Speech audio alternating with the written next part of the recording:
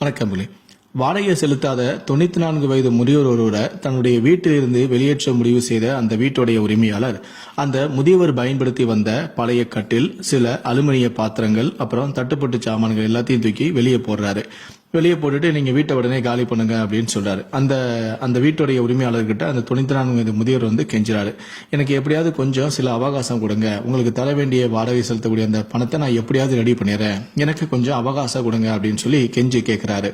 இது நடக்கிற சம்பவத்தை எல்லாமே அக்கம் பக்கத்தில் இருக்கிற எல்லாருமே வேடிக்கை பார்த்துக்கிட்டே இருக்கிறாங்க.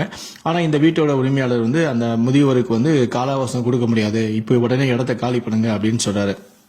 அப்புறம் அந்த வயதான முதியவர் கெஞ்சுறாரு.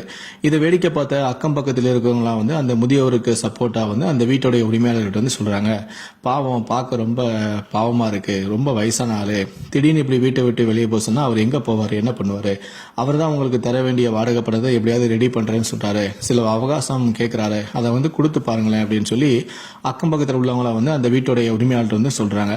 உடனே இவரு பாக்குறாரு, வயசான ஆளாவர போயிட்டாரு, நம்ம திடீர்னு வீட்டை விட்டு வெளியே வர அனுப்புறோம், அவர் எங்கேயாவது போய் படுத்து கிடந்து அவருக்கு ஏதாவது ஆகி இறந்து போயிட்டாருன்னா அந்த பாவம் வர நம்மளை சும்மா விடாது. அக்கம் பக்கத்தில் இருக்கிறவங்களாம் அவரை நான் தான் கொண்டுட்டேன் அப்படிங்கிற மாதிரி பேச ஆரம்பிச்சிருவாங்க. அதனால என்ன பண்றதுன்னு சொல்லி யோசிச்சு அந்த வீட்டோட உரிமையாளர், சரி என்ன பண்றது, நம்ம அந்த முதியோருக்கு கேட்கிற மாதிரி கொஞ்சம் அவகாசம் கொடுப்போம் அப்படின்னு சொல்லி வேண்டா வெறுப்பாக அந்த முதியோரை சாமான்களை திரும்ப வீட்டுக்குள்ள கொண்டு வச்சுக்கோங்க, நீங்க கொஞ்சம் 2-3 ஒரு மாசம் உங்களுக்கு டைம் தரேன், அதுக்குள்ளே எனக்கான பணத்தை நீங்க ரெடி பண்ணி கொடுத்துடணும் அப்படின்னு சொல்லி கொஞ்சம் அவகாசமும் அவருக்கு கொடுக்கறாரு. நடந்த இந்த சம்பவத்தை எல்லாமே அந்த வழியாக சைக்கிள்ல போயிட்டு இருந்த ஒரு பத்திரிகையாளர் இந்த காட்சிகள் எல்லாத்தையுமே ஒரு போட்டோ எடுத்துக்கிட்டே இருக்கிறாரு. அது மட்டும் இல்ல, நடந்த இந்த சம்பவத்தை தன்னுடைய பத்திரிகையில வெளியிட நினைச்சுக்கிட்டு இது சம்பந்தமான ஒரு டாபிக்கை ரெடி பண்றாரு.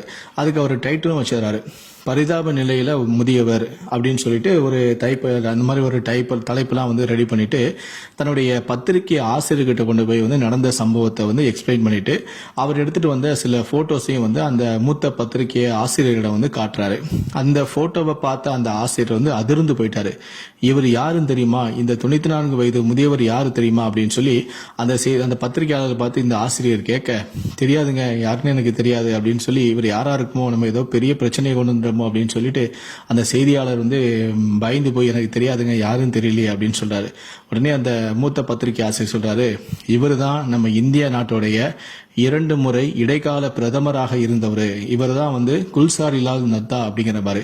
என்னது, நம்ம இந்தியாவுடைய பிரதமரா, ஐயோ என்ன இவரோட நிலைமையா இப்படி இருக்கு அப்படின்னு சொல்லி அந்த பத்திரிகையாளர் அதிர்ந்து போறாரு. ஆமா, இவர் தான் நேரு இறந்த போதும் சரி, சாஸ்திரி இறந்த போதும் சரி, இவரை தான் பிரதமராக தேர்ந்தெடுத்தாங்க. இவர் சாதாரண ஆளு கிடையாது, இவர் பொருளாதாரம் படித்த சிறந்த தொழிற்சங்கவாதி.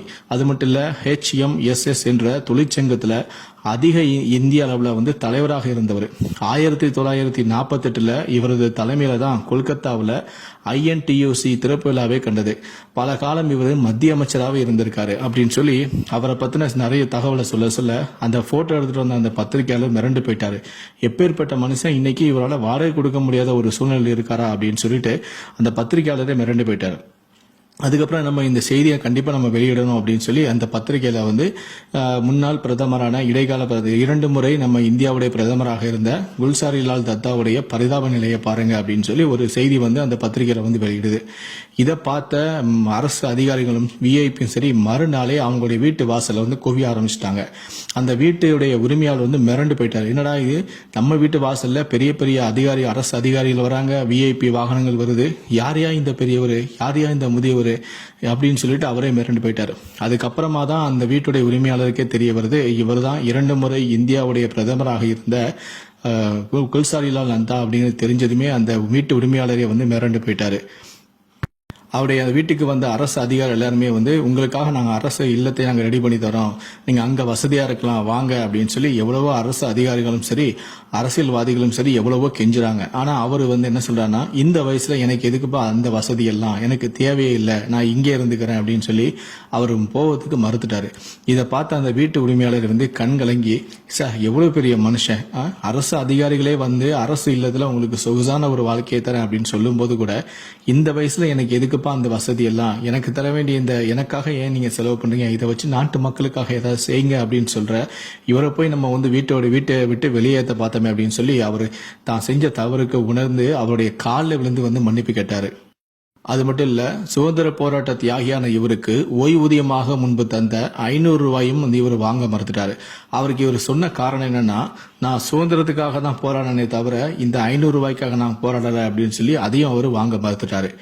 நீண்ட காலமாக மத்திய அமைச்சராக இருந்த இவரது நிலைமையும் பாருங்க, இன்று இருப்பவருடைய நிலைமையும் நீங்க கொஞ்சம் நினைச்சு பாருங்க. இறுதி வரை உண்மையான காந்தியவாதியாக சாதாரண குடிமக்களைப் போல வாழ்ந்த இவருக்கு 1997 பாரத ரத்னா விருதும் வழங்கப்பட்டிருக்கு. இப்படிப்பட்ட உன்னதமான நபர்களின் தியாகத்திற்கு ஈடு இணை கிடையாது. இந்த வீடியோவை பற்றிய உங்களுடைய கருத்துக்கள் என்ன அப்படிங்கறத கீழே இருக்கக்கூடிய கமெண்ட் செக்ஷன்ல மறக்காம சொல்லுங்க. முடிந்த அளவுக்கு இந்த வீடியோவை மற்றவங்களுக்கும் ஷேர் பண்ணுங்க. மேலும் இது போன்ற பல வீடியோக்களை பார்க்கணும் அப்படின்னு நினைச்சீங்கன்னா மறக்காம சேனலை சப்ஸ்கிரைப் பண்ணுங்க. நன்றி, வணக்கம்.